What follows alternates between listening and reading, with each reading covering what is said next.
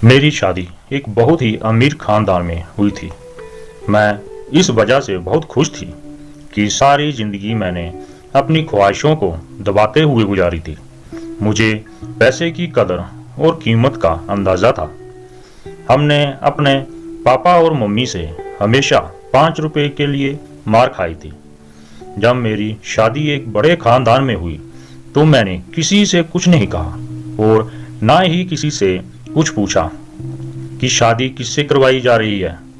मुझे तो इस बात की खुशी थी कि मैं शादी करके इस जेल से निकलकर एक बड़े से महल में जाऊंगी, जहां आगे पीछे नौकर मेरी सेवा करेंगे। जब मैं अपने ससुराल में दाखिल हुई तो मेरा स्वागत मेरे पति की बजाय मेरी सास ने किया और मुझे मेरे पति के कमरे में बैठने की बजाय मेरी सास के कमरे में ही बैठा दिया गया था। मैं समझी थी कि शायद उन लोगों ने कोई रस्म करना होगा। फिर कुछ और लड़कियां उस कमरे में आई, छोटी मोटी रस्में की, पर मेरे पति ने चेहरे से सेहरा नहीं हटाया। मैं तो खुद नजरें झुका कर बैठी हुई थी। मैं अपने पति को उस वक्त नहीं देख सकती थी, पर मैं किस्मत की मारी मुझे क्या पता था कि मेरी मुश्किलों का दौर शुरू हो चुका है। सभी लड़कियों के कमरे से जाने के बाद मैं उम्मीद कर रही थी कि मेरी सास मुझे उठाकर मेरे पति के कमरे में ले जाएगी, मगर ऐसा कुछ भी नहीं हुआ। वह कमरे को बाहर से बंद करके चली गई। मैं पीछे उनका इंतजार करती रह गई। लगभग 1 घंटा गुजर गया, पर जब मेरी सास ना आई तो मुझे फिक्र होने लगी कि कहीं मुझे कमरे में बंद करके तो नहीं चली गई। दिमाग में अजीब अजीब से ख्याल आ रहे थे। पति से मिलने की भी जल्दी थी, क्योंकि शादी के बाद हर औरत की ख्वाहिश होती है कि उसका पति उससे प्यार करे और अपनी मोहब्बत का इजहार करे, उसकी खूबसूरती की तारीफ करे, उसे ढेर सारी प्यार भरी बातें करे। पर यहाँ तो ऐसा कुछ भी नहीं हो रहा था। बैठे बैठे मेरी कमर दर्द करने लगी थी। इससे पहले कि मैं बेड से उठकर दरवाजे तक जाती, कमरे का दरवाजा जोर से खुला और मेरी सास किसी तूफान की तरह कमरे के अंदर दाखिल हुई। लेकिन हैरानी वाली बात उस वक्त हुई जब उन्होंने कमरे को अंदर से कुंडी लगा दी। ये काम तो मेरे पति का होता। मैं दिल में सोचने लगी कि मैंने नजरें उठाकर अपनी सास की तरफ देखा तो मेरे करीब आकर बैठ चुकी थी। मुझे बहुत ही गौर से देख रही थी। फिर थोड़ी देर बाद बोली, बेटी, मैं अच्छी तरह जानती हूँ कि तुम्हारे मन में क्या चल रहा है। तुम यही सोच रही हो कि मेरा पति कमरे में अब तक क्यों नहीं आया और मेरी सास बार बार कमरे में क्यों आती है और तुम्हें कमरे में बंद कर देती है। तो बस बेटी, मैं नहीं चाहती कि तुम्हारी खूबसूरती को किसी की नजर लगे। मैं तुम्हें तुम्हारे पति के पास भेजूंगी जरूर, पर अभी उसका टाइम नहीं आया। तो फिलहाल मेरे कमरे में बैठी रहो और हाँ, ऐसा करो कि ये कपड़े बदल लो और कोई कंफर्टेबल से कपड़े पहन लो ताकि तुम्हें सोने में आसानी रहे। मेरी सास बहुत अच्छी थी। उनके चेहरे से भी शराफत नजर आ रही थी। पूजा पाठ में भी बहुत ज्यादा विश्वास रखने वाली थी। मुझे भी खुशी हुई कि चलो, अच्छी बात है कि मेरी सास बहुत ज्यादा मॉडर्न नहीं है, क्योंकि मैं खुद सीधी सादी और गरीब घर की लड़की थी। किसी मॉडर्न घर आ जाती तो मेरी जिंदगी मुश्किल हो जाती। वैसे भी मुझे अभी तक फैशन करना, मेकअप करना तक नहीं आता था, ना खामोशी से बैठी रह सकती थी। मैंने कपड़े बदल लिए और फिर थोड़ी देर भगवान के सामने खड़ी होकर अपने मन की तसल्ली की, भगवान की पूजा की। पूजा खत्म करने के बाद मैं बेड पर आकर लेट गई और फिर पता नहीं मुझे कब नींद आ गई। मैं सो गई। जब मेरी आंख खुली तो मैं अपनी सास के कमरे में ही थी। मुझे बुरा नहीं लगा था कि मेरी सास मेरा इतना ख्याल रख रही थी, इसलिए फिर मैं बुरा क्यों मानती। मुझे मेरी सास ने आकर मुझे हरे रंग का एक जोड़ा पहना दिया। कहने लगी, ये पहन लो, मैंने तुम्हें मेहमानों से मिलाना है। अब दिन का वक्त हो गया है, तुम अपने पति को बाद में देख लेना। फिलहाल इस वक्त मेहमानों से मिलना है। मेहमान तुम्हें देखने आ रहे हैं। मैं बहुत खुश हो गई। मैंने अच्छी तरह से कपड़े पहनकर खुद को तैयार कर लिया और मिलने के लिए मुझसे बारी बारी आने लगे। खानदान की नई सदस्य थी, इसलिए मुझसे मिलने के लिए बहुत सारे लोग आए थे। और जो भी मुझसे मिलने आता वो देखता वह बड़ी अजीबो गरीब नजरों से देखता, वो घूरता ही चला जाता। ऋतिक की बीवी है। हर मिलने वाली औरत अजीब सा मुंह बनाकर ये बात जरूर कहती कि ये ऋतिक की बीवी है। सारी मेहमान औरतें मुझे मुड़ मुड़ कर ऐसे देखते हैं जैसे मैं कोई अजूबा हूँ। मैं लोगों की नजरों का मतलब नहीं समझ पा रही थी कि आखिर वह सब ऐसा क्यों कर रही हैं, पर मुझे मुड़ मुड़ कर क्यों देखते हैं। लेकिन एक बात अजीब थी, किसी ने भी मेरे पति ऋतिक का जिक्र नहीं किया, ना ही ऋतिक के बारे में कुछ पूछा। सबकी नजरों का निशाना मैं ही बनी हुई थी। सबकी नजरों में मैंने अपने लिए तरस देखा था। मुझे देखने वाले हर औरत मुझसे ये जरूर कहती कि भगवान तुम पर दया करे और तुम्हारी जिंदगी को आसान करे। मुझे बहुत अजीब लगता, क्योंकि मेरे ससुराल वाले बहुत अच्छे लोग थे। उन्होंने मेरे साथ अब तक कुछ भी गलत नहीं किया था, बल्कि मुझे हाथों हाथ में ही लिया था। मुझे ये महसूस नहीं होने दिया था कि मैं किसी गरीब घर से आई हूँ। लेकिन मुझे क्या पता था कि ये हमदर्दी मेरी गरीबी की वजह से नहीं, बल्कि मेरी बदनसीबी की वजह से। सब लोग दिखा रहे थे। थोड़ी देर बाद मेरी सास मुझे कमरे में बिठाकर बाहर चली गई। अभी तक मैंने अपने पति को नहीं देखा था। जब मेरी सास मुझे कमरे में छोड़कर जाने लगी तो मैंने कहा, माँ जी। मेरी सास मुस्कुरा पड़ी। वह बोली, मुझे पता है कि तुम्हें ऋतिक को देखना है ना, इसलिए, लेकिन बहू रानी, ऋतिक का दीदार करना इतना आसान नहीं है। ऋतिक का दीदार करने के लिए, उसका चेहरा देखने के लिए तुम्हें बहुत सारे इम्तिहानों से गुजरना पड़ेगा। बहुत सारे इम्तिहान तुम्हें पास करने पड़ेंगे, तब कहीं जाकर तुम अपने पति यानी कि ऋतिक को देख सकोगी। कैसे इम्तिहान? मैं एकदम घबरा गई और पूछ बैठी। तो मेरी सास बोली, तुम्हें खुद को ऋतिक के काबिल बना होगा। अगर मैं ऋतिक के काबिल नहीं थी तो उन्होंने मुझसे शादी क्यों की? मेरी जुबान पर शिकायत ही आ रही थी। अब जाहिर है इतनी देर से आंख में चोली चल रही थी। मेरा हक तो बनता था कि मैं अपने पति के बारे में अपनी सास से सवाल कर सकूं। मेरी सास मेरे साथ मेरी बात सुनकर सास कान को हाथ लगाकर कहने लगी, अरे भाई, पति से मिलने के लिए इतनी जल्दी? हमारे जमाने में तो लड़कियां इतना शर्मीली थी कि जब भी कोई रिश्ता लेने के लिए उनके घर में आता था तो वह सामने ही नहीं आती थी और फिर पति से हफ्ता भर नजरें नहीं मिला पाती थी। पर आजकल की लड़कियां, उन्हें तो पति से बातें करने का बड़ा शौक होता है। मेरी सास की सोच बहुत ही पुराने जमाने की थी। मैंने खामोश रहना ही अच्छा समझा। चलो, आखिर अपने बेटे को कितने दिन तक मुझसे दूर रखोगे? वह भी मुझसे मिलने के लिए बेचैन नहीं होंगे? क्योंकि जब मर्द शादी करता है तो बीवी से मिलने का दिल उसका भी करता है। मैं अकेली तो नहीं तड़प रही थी इस आग में। मैं यही सोचकर खामोश हो गई थी। लेकिन मेरे पति की तरफ से किसी भी तरह की कोई जल्दबाजी दिखाई नहीं दे रही थी।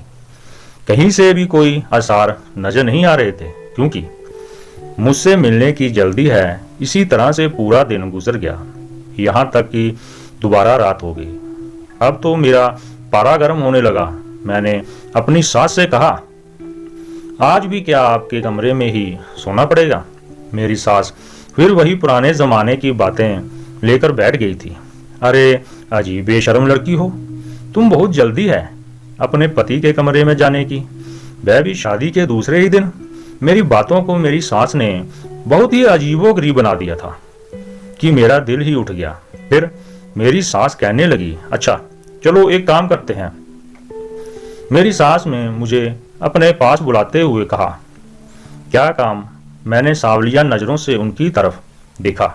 बेटा, जब तुम्हारा पति तुमसे मिलने के लिए आए तो तुम दोनों के बीच में एक पर्दा होना चाहिए। कम से कम 7 दिन तक तुम्हें सुबह सवेरे उठकर आरती करनी होगी और सोने से पहले भी भगवान जी की पूजा करनी होगी। हमारे जो पंडित जी हैं उन्होंने यही कहा है कि 7 दिन तक तुम्हें ये विधि करनी होगी और इससे पहले तुम अपने पति का चेहरा नहीं देख सकते। मेरे बेटा ऋतिक भी पूजा पाठ से दूर भागता है, इसलिए उसको भी 7 दिन का ये विधि पूरे विधान से करनी होगी, तभी वह भी तुम्हारा चेहरा देख सकेगा। मेरे बेटे को सुधारने का यही एक तरीका है, क्योंकि वह पूजा पाठ में विश्वास नहीं रखता। तो 7 दिन तक इस विधि को तुम्हें और मेरे बेटे ऋतिक को दोनों को इस विधि को पूरा करना होगा। इस तरह मेरा बेटा सुधर जाएगा और पूजा पाठ में और भगवान में विश्वास करने लगेगा। फिर उसके बाद तुम दोनों एक दूसरे की शक्ल देख लेना। मैं अपनी सास की बात सुनकर चुप हो गई थी, लेकिन मुझे दिल में खुशी हुई थी कि सास का व्यवहार मेरे साथ अच्छा था। वह बस यही चाहती थी कि हमारे रिश्ते में भगवान जी की कृपा बनी रहे, एक दूसरे से लड़ाई झगड़ा ना करें। इसलिए मुझे पहले पूजा पाठ पर पाबंद बनाना चाहती थी। मुझे अपनी सास की सोच पर खुशी हुई थी। मैंने कहा ठीक है, मैं आज से ही ये विधि करना शुरू करूंगी। फिर उसी समय से भगवान जी की पूजा पाठ में लग गई। मेरी लगन देखकर मेरी सास बहुत खुश होती, कहती तुम बहुत अच्छी लड़की हो, भगवान तुम्हारी उम्र लंबी करे और मेरे बेटे ऋतिक के लिए तुम्हारे दिल में मोहब्बत पैदा करे। अब मैं अपनी सास को क्या बताती कि ऋतिक के लिए मेरी मोहब्बत उसी समय शुरू हो गई थी जब मैंने ऋतिक के साथ फेरे लिए थे। अभी एक ही दिन में गुजरा था कि मेरी सास कमरे में आई और कहने लगी कि बेटा, पंडित जी ने कहा है तुम्हें दिन में 2 बार नहीं बल्कि 4 बार पूजा पाठ करना पड़ेगा। अरे अभी तो तुमने एक ही बार सुबह को ही पूजा की थी, तो तुम अपने पति से नहीं मिल सकती।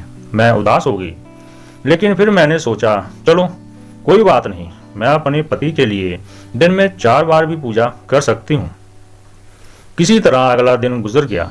अगले दिन मैंने पूरी 4 टाइम पूजा की थी। सोने से पहले भगवान की पूजा करना रह गया था।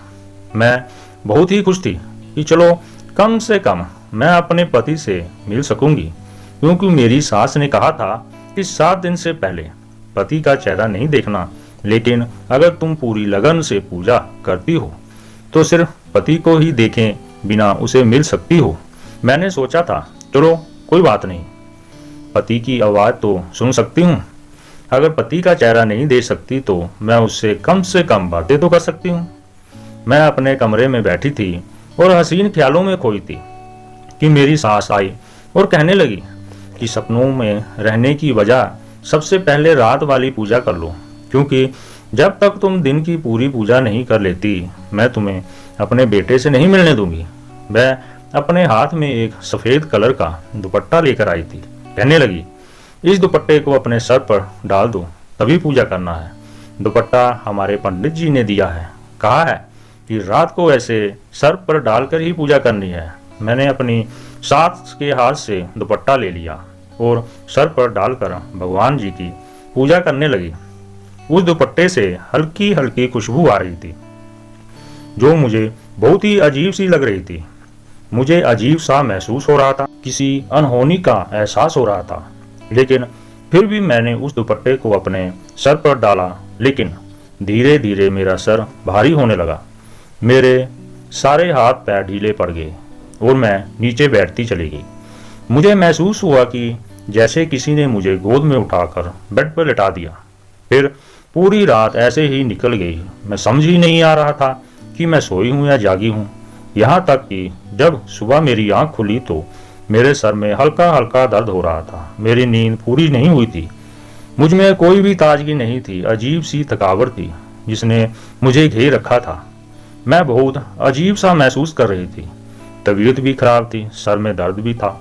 मेरी सास उठकर मेरे कमरे में आ गई और बोली, ये लो बेटा, दूध पी लो। मेरी सास ने मेरी तरफ दूध का गिलास बढ़ाते हुए कहा, तुम थक गई होगी, सारी रात पूजा पाठ जो की है। मैं बोली, नहीं माँ जी।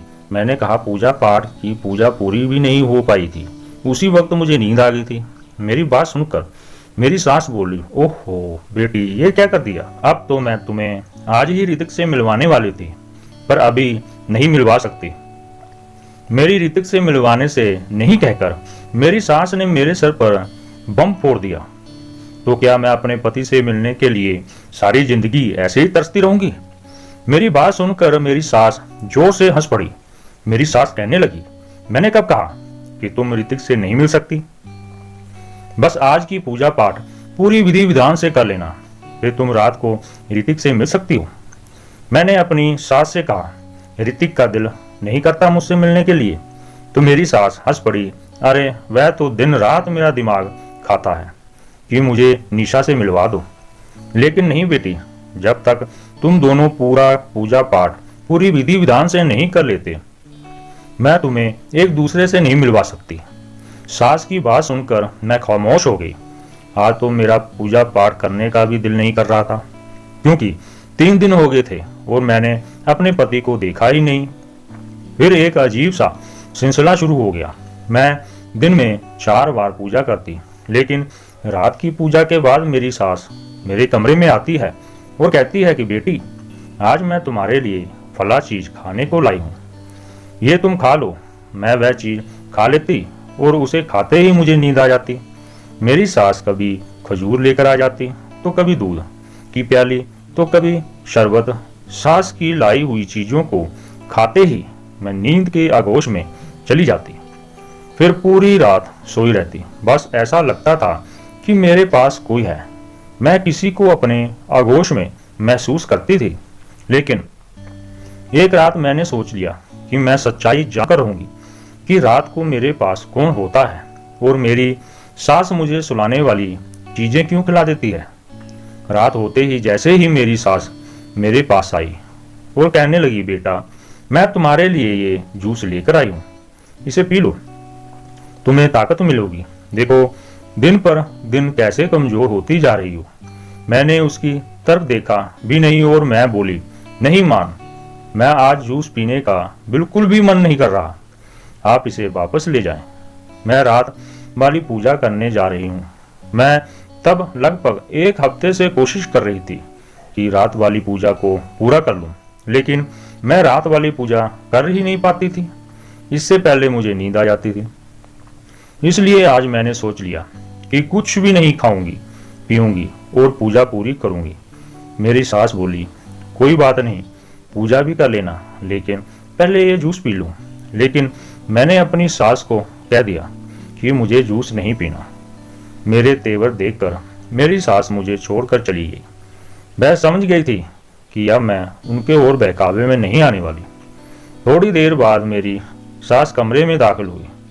बहुत ही तेज परफ्यूम लगा रखा था। खुशबू मुझे कुछ जानी पहचानी सी लग रही थी, लेकिन मैं अपने नाक को बंद किए बैठी रही। थोड़ी देर बाद मेरी सास फिर कमरे में आई। वह पूजा करने की तैयारी कर रही थी। मेरी सास के चेहरे से साफ लग रहा था कि मुझे जागता हुआ देखकर वह परेशान है। तीसरी बार मेरी सास मेरे कमरे में फिर आई। मुझे बहुत अजीब लग रहा था कि मेरी सास मेरे कमरे में बार बार क्यों आ रही है। इस बार उनके हाथ में एक सफेद रंग की चादर थी। कहने लगी, बहू, मैंने तुमसे कितनी बार कहा है कि पूजा करने से पहले ये सफेद चादर ओढ़ लिया करो। ये लो, मैं तुम्हारे लिए लेकर आई हूँ।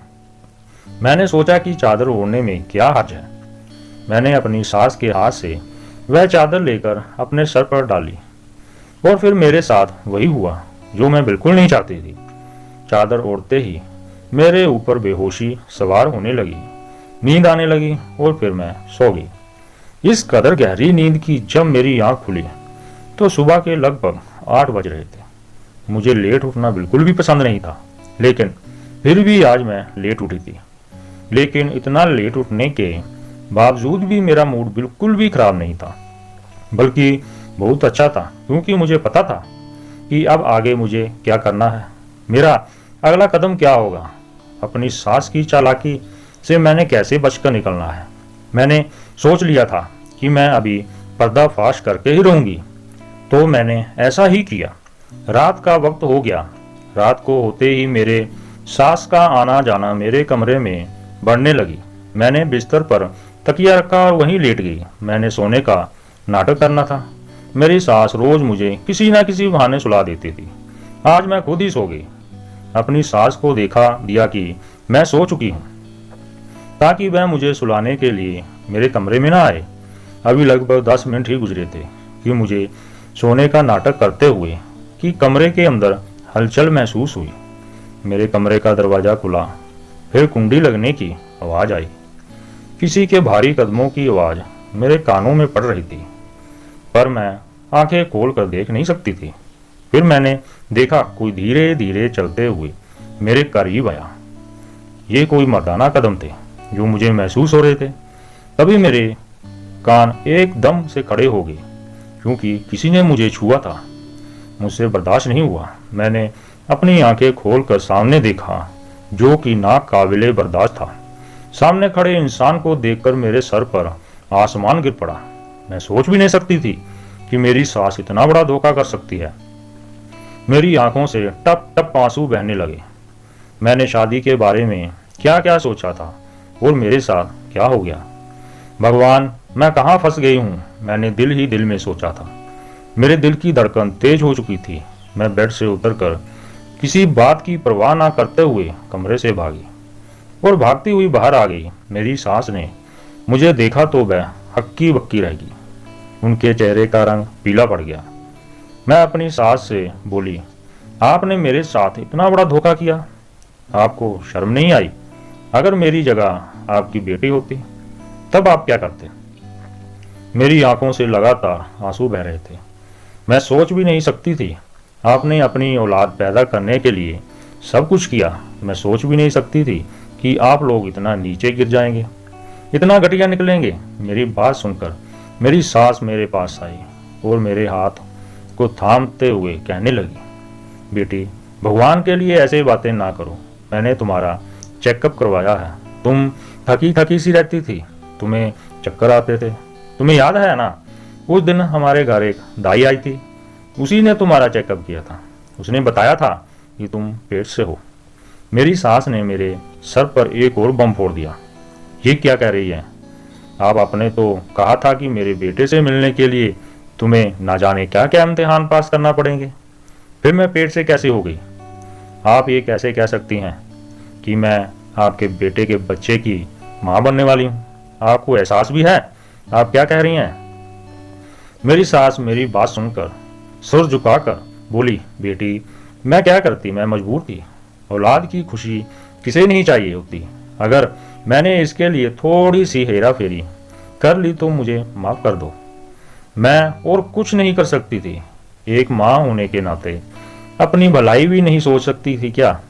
और अपने बेटे की खुशी भी सोचनी थी। मैंने अपनी सास की कोई बात नहीं सुनी।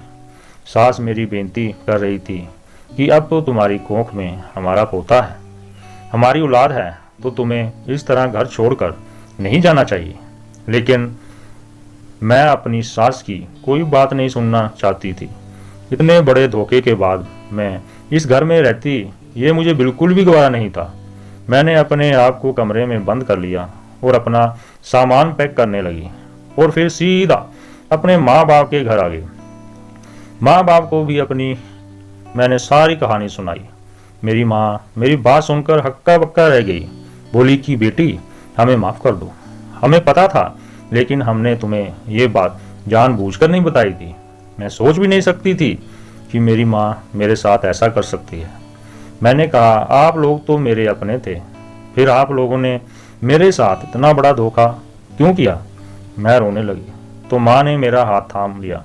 कहने लगी, बेटा, हमें माफ़ कर दो, हम मजबूर थे। तुम्हें तो पता है कि बेटियों के माँ बाप हमेशा कितने मजबूर होते हैं। अपनी माँ की बात सुनकर मैं बोली, आप मजबूर नहीं थे, आप लालची थे। मेरी बात सुनकर मेरी माँ रोने लगी। हाँ, मुझे उनको भी इस तरह से कहना अच्छा नहीं लग रहा था, लेकिन मैं क्या करती, क्योंकि उन्होंने मेरे साथ बहुत बड़ा धोखा किया था। फिर घर के दरवाजे पर दस्तक हुई।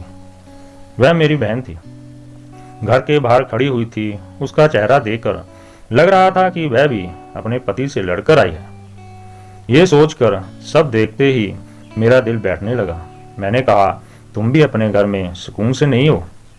तो उसने कहा, तुमको सुकून नहीं तो मुझे कैसे हो सकता है?